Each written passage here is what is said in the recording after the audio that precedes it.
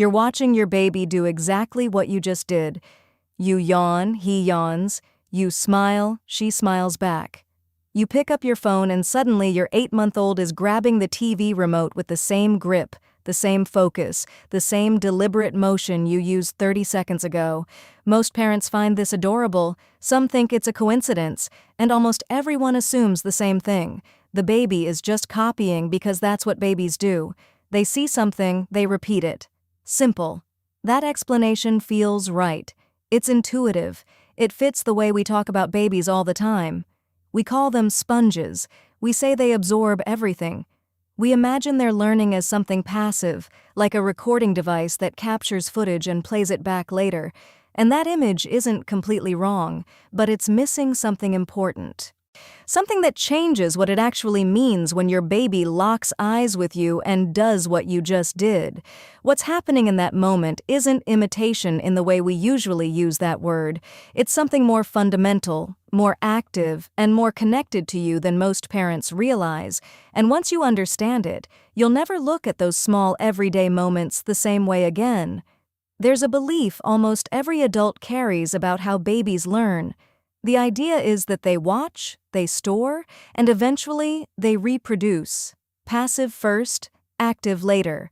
They sit on the outside of experience, collecting data, waiting until they have enough to do something with it. The sponge model. Watch, absorb, repeat. This isn't completely wrong, but it's incomplete in a way that matters.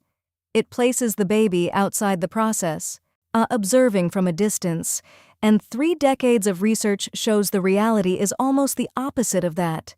In 1992, Giacomo Rizzolatti and his team at the University of Parma were studying the brains of macaque monkeys when they found something they weren't looking for. Certain neurons fired not only when the monkey picked up an object, but also when the monkey watched another animal pick up the same object. The brain was doing something that seemed impossible, internally simulating an action that wasn't happening in the animal's own body.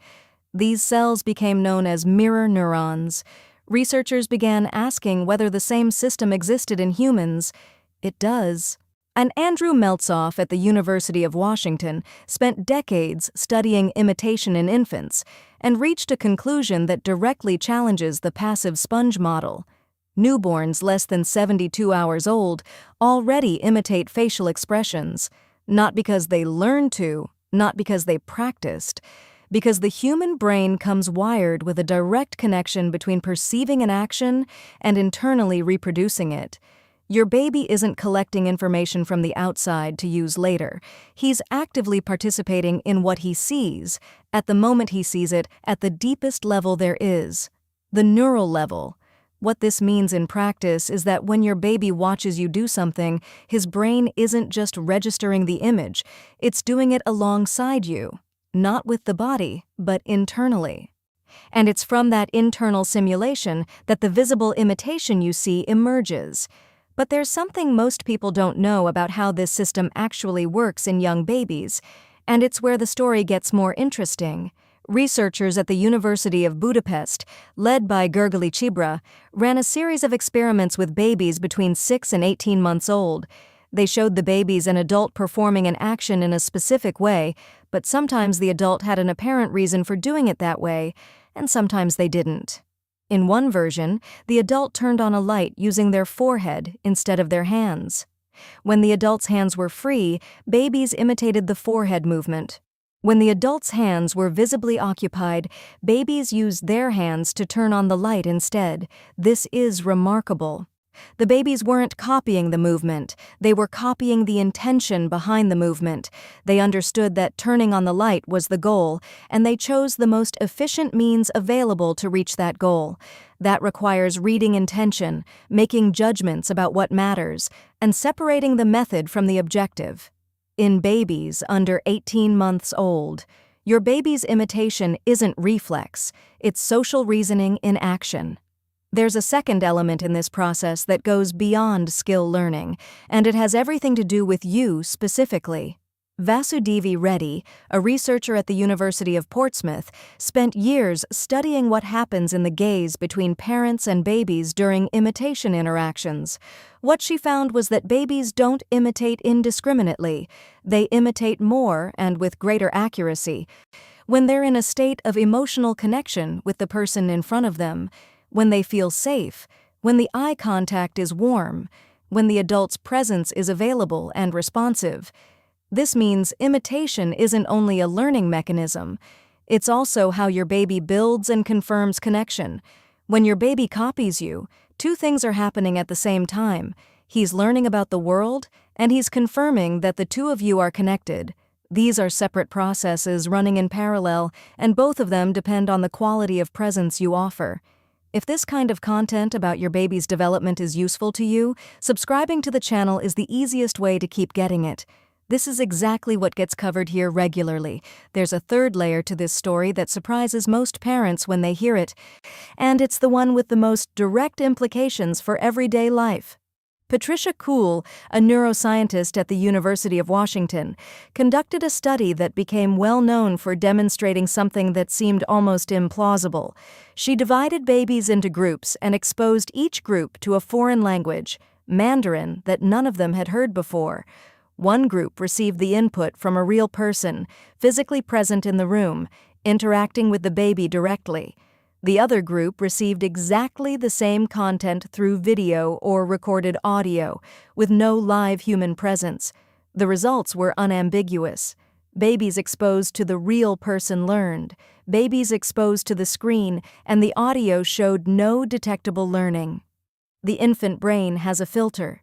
It opens fully for learning when it detects genuine human presence, done with all the variables that come with it, subtle shifts in tone, micro-expressions, response timing, eye contact, physical movement, and it significantly reduces absorption when those variables are absent. The practical implication is direct. Screen content, however good, doesn't replace you. Not because of content quality, because your baby's brain is literally configured to learn from people, not from illuminated surfaces. Your active, responsive, physical presence is the most sophisticated learning environment that exists for him right now. This isn't meant to make you feel guilty for putting on a video when you need 10 minutes. Nobody can be fully present and available all the time. The point isn't perfection. The point is understanding what's actually at stake, so that when you do choose to be present, you understand the real value of that choice. When you talk to your baby while changing a diaper, you're not just filling time. When you make an exaggerated face and watch her try to copy it, you're not just playing. You're activating a neural system that will shape how he learns to relate to people, how she communicates, how he understands others across an entire lifetime. The connection you build in these ordinary daily moments isn't separate from your child's cognitive and social development. It is the foundation of it. Long-term research, including John Bowlby's attachment studies and decades of work by Mary Ainsworth, consistently shows that the quality of interactions in the first year of life is associated with social skills, emotional regulation, and academic performance years later. Not because you did something magical, but because you were the first human mirror your baby's brain used to organize itself. That's the real weight of being the person a baby copies. The next time your child looks at you and repeats what you just did, you'll see that moment differently. It's not a coincidence. It's not just charm. It's his brain doing the most sophisticated work a young human brain can do, linking perception, intention, attachment, and learning into a single gesture. You don't need to do anything special for this to work. You don't need to buy anything or follow any method. You just need to be there, genuinely, in the moments when you are, present, responsive, paying attention. His brain does the rest. If this video made sense to you, hit like and subscribe to the channel. And if you know a parent who would want to understand this, share it with them. This kind of information changes how you see the simplest moments.